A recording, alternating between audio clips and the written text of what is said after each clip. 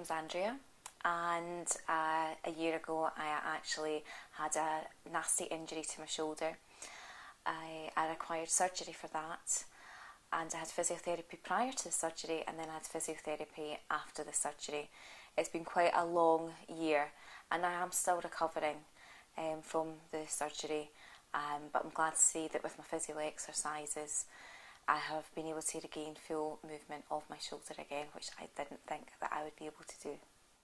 I think it's really useful that you have to listen to your clinicians. You have to take their advice.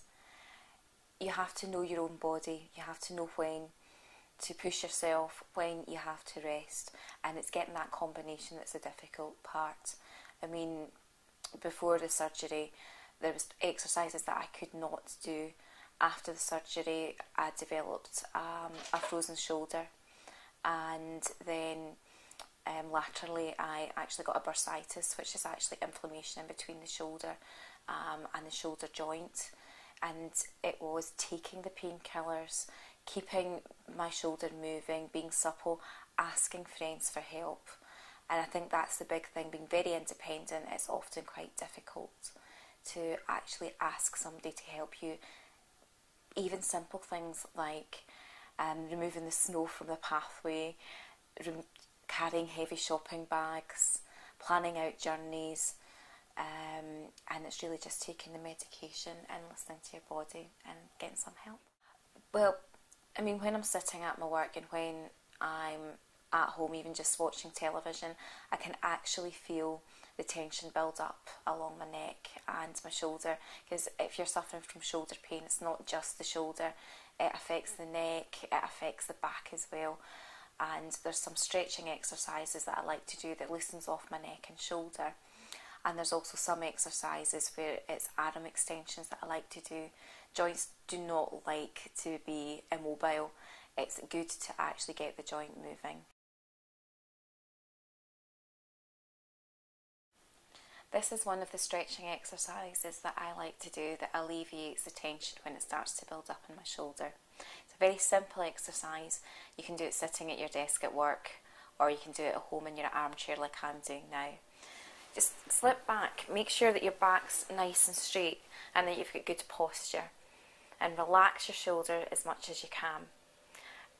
If you turn your head to the shoulder that's not affected, and then simply tilt your chin up to the side, and what you'll do is you'll feel a slight pull here, but just make sure you keep your shoulder loose and just hold it for 10 or so seconds, and then just release back into the position. And I normally do this exercise 2 or 3 times, and then once I've finished the exercise, just loosen everything up just so that it's nice and relaxed again. And my other top tip involves a recipe and my microwave, and it's my favourite part because there's no stretching involved, it's just simple relaxation. What I do is I use my heat pad.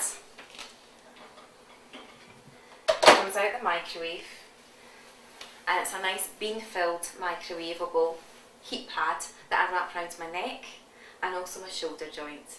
And as I said, this is my favourite bit, sitting on a nice comfy chair and getting a bit of relaxation in. With my little magic beanie bag, I can do 2 things with it. I can actually wrap it right round my shoulder joint and just sit back and hold it and let the heat permeate through to my shoulder.